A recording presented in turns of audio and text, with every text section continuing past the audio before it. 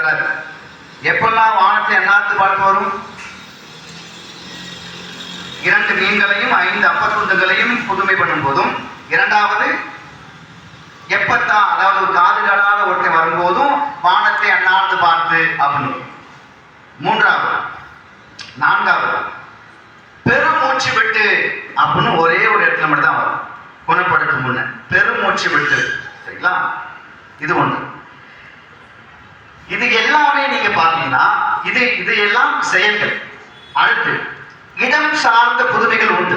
எப்போதுமே இயேசு புதுமைகள் செய்யும் போது மக்கள் எங்கெல்லாம் கூட்டமாக இருந்தார்களோ அங்குதான் புதுமைகள் செய்தார்.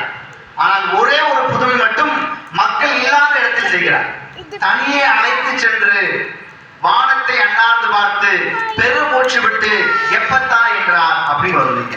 சரிங்களா? அங்க மட்டும்தான் தனியே அழைத்து செல்கிறார்.